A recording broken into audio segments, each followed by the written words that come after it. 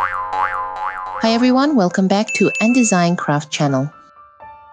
Today I'm so excited to share this adorable mini horse amigurumi with you.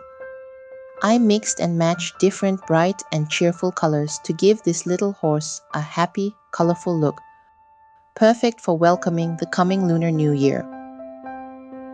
This mini horse is a no-sew crochet design, so everything is worked together neatly without extra sewing. I've explained every step in detail, from shaping the body and head to adding the mane, tail and saddle, to make the process smooth and enjoyable to follow. This full tutorial is available exclusively on my members channel.